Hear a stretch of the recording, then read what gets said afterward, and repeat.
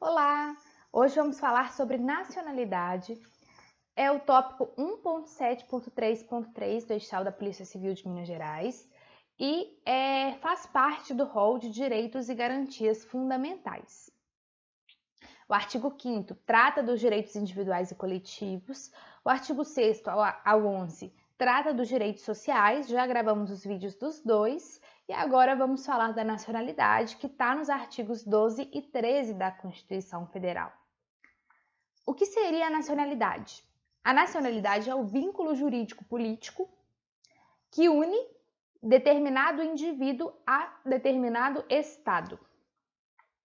Torna alguém parte do povo daquele estado. O vínculo é jurídico porque aquela pessoa contrai direitos e deveres, em decorrência da nacionalidade. E é político porque o Estado escolhe quem é seu nacional e quem não é. Há dois critérios para se definir quem é seu nacional. E isso não só no Brasil, em todos os países do mundo. Em regra, há dois critérios. O ius soli, que vem de solo, ou seja, se a pessoa nasceu naquele estado, naquele território, ela será assim considerada. E o ius sanguinis, que você herda a nacionalidade dos seus ascendentes. Esses critérios eles estão diretamente relacionados com o histórico de fluxo migratório dos seus países. Países em que as pessoas deixaram em função de guerras, miséria, conflitos armados, costumam adotar o critério ius sanguinis para que não perca seus nacionais, para que consiga, de certa maneira, resgatá-los pelo vínculo da nacionalidade. É o caso da Itália, por exemplo. Já os países que costumam ser os receptores desses imigrantes, costumam abrigá-los, né? E aí você olha essa digressão histórica, costumam adotar o critério ius soli, para ter para si mais nacionais. É o caso do Brasil, por exemplo, que em regra adota o ius soli. Isso não é uma regra absoluta, está relacionado com um certo estudo sociológico dos países, e muitos países da Europa preferem o critério ius sanguinis. Países muitas vezes marcados por guerras, os quais tiveram fluxos migratórios muito grandes. E o Brasil adota o ius soli como regra. Isso você consegue extrair da leitura do artigo 12. Você olha quem são os brasileiros natos e os naturalizados lendo o artigo 12. O 12 primeiro trata do brasileiro nato e o 12 segundo trata do brasileiro naturalizado, seja pelo procedimento ordinário, seja pelo extraordinário, alíneas A e B, respectivamente. 12, inciso 1º, a linha A. São considerados brasileiros natos aqueles nascidos no Brasil, ainda que de pais estrangeiros, desde que não estejam a serviço de seu país. Veja o critério ius soli estampado. Atenção que se qualquer dos pais, para a doutrina majoritária, estiver a serviço de seu país, o bebê, né, menino ou menina, não será considerado brasileiro nato. Mas cuidado, deve ser necessariamente a serviço de seu país, um serviço eminentemente público. Não pode ser para uma empresa privada e não pode ser para outro país que não o seu. A linha B fala nascidos no estrangeiro de pai ou mãe brasileiras, desde que qualquer deles esteja a serviço do Brasil. Veja que combina o ius soli e o ius sanguinis e a lógica é a mesma. Deve ser a serviço eminentemente público do Brasil. E a linha C combina também os dois critérios, nascidos no estrangeiro, de pai ou mãe brasileiras, desde que sejam registrados em repartição brasileira competente ou venham a residir no Brasil e optem, depois dos 18 anos, pela nacionalidade brasileira. O STF já falou que admite-se a condição de brasileiro provisório sob condição suspensiva, que aí aquele considerado brasileiro provisório, ele ratifica a sua vontade de assim ser na Justiça Federal, depois de atingida a maioridade. A linha segunda trata das hipóteses de naturalização. Perdão, a linha segunda não. Inciso segundo trata das hipóteses de naturalização e ela possui duas alíneas, A e B.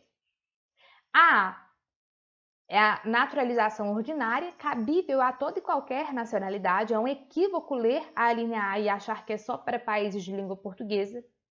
A Constituição fala dos países de língua portuguesa, mas a lei da imigração fala das hipóteses de outras nacionalidades. E aí segue-se o procedimento da lei da imigração. E a linha B, que é a naturalização extraordinária, cabível aos estrangeiros de qualquer nacionalidade residentes no Brasil há mais de 15 anos, de forma ininterrupta e sem condenação penal, desde que requeiram a nacionalidade brasileira. Não existe naturalização tácita, ok? É uma manifestação de vontade necessariamente. As hipóteses de naturalização são um rol exemplificativo, porque a lei da imigração coloca inclusive novas hipóteses, é plenamente possível. Mas o rol de brasileiro nato é taxativo, necessariamente. A naturalização ordinária é um ato discricionário do governo brasileiro, o que significa dizer que pode ser negado, mesmo que preenchidos os requisitos.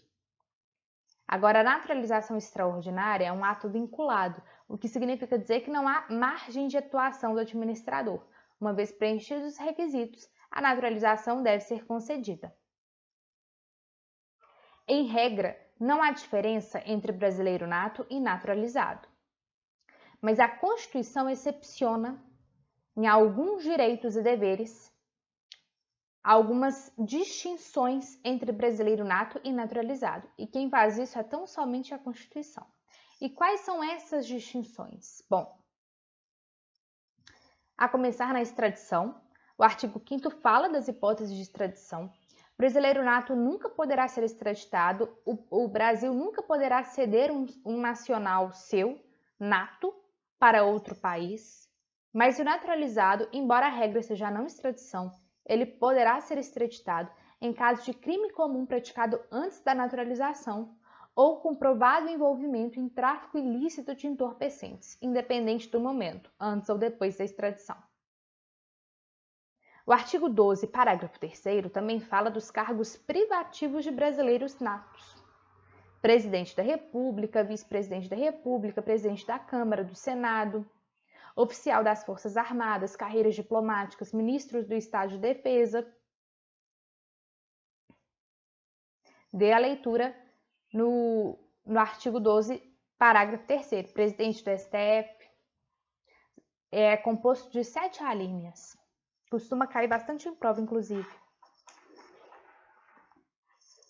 Os membros do Conselho da República, qual é um órgão consultivo do Poder Executivo do Presidente da República, ele tem entre seus componentes 6 brasileiros, 6 cidadãos, e são necessariamente natos. Bem como quando o artigo 170 e tantos da Constituição, quando fala da propriedade de empresa jornalística e de radiodifusão sonora de sons e imagens, ele diz que os proprietários dessas empresas devem ser brasileiros natos ou naturalizados há mais de 10 anos, necessariamente. O parágrafo 1º do artigo 12 trata da figura da quasi-nacionalidade, ou do português equiparado a brasileiro. São para portugueses que têm residência permanente no Brasil e há certa reciprocidade entre direitos e deveres no que diz respeito a Brasil e Portugal. Os direitos desse português equiparado, que veja, não é brasileiro naturalizado, ele continuará sendo português, mas exercendo direitos de brasileiro naturalizado, são os mesmos de um brasileiro naturalizado e não nato. A nacionalidade, uma vez adquirida, ela pode ser perdida. Nada obsta, mas tais hipóteses estão reguladas no parágrafo 4º do artigo 12. É um rol taxativo. O inciso 1º trata da perda-punição e o inciso 2º trata da perda-mudança. A perda-punição ela é destinada tão somente ao brasileiro naturalizado. Já a perda-mudança ela é para o brasileiro nato e naturalizado, e ou naturalizado.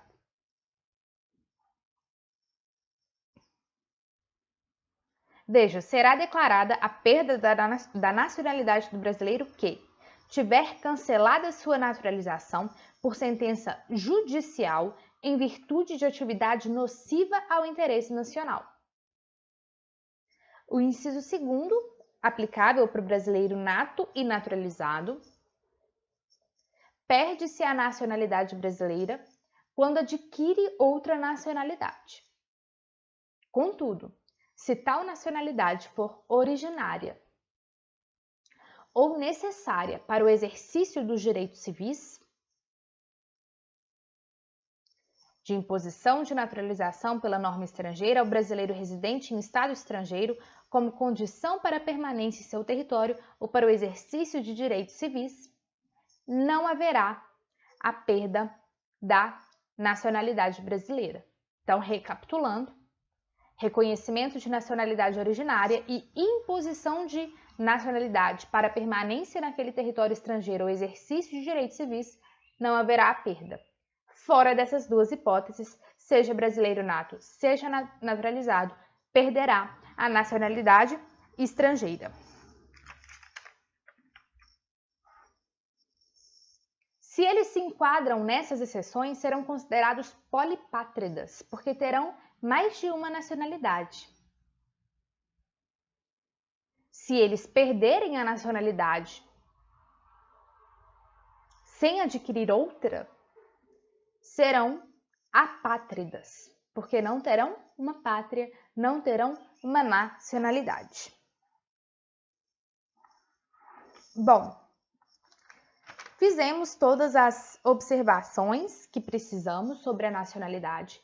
Leiam o artigo 12 e 13, são artigos bastante elucidativos e claros para que vocês entendam as regras do brasileiro nato, do naturalizado, como se perde a nacionalidade, se atentem aos critérios do ius soli e ius sanguinis, olhem para as exceções de brasileiros natos e naturalizados, cai bastante em prova, e tenham consciência do que é este vínculo jurídico-político que considera alguém parte do povo de determinado estado, que é a nacionalidade. Ok?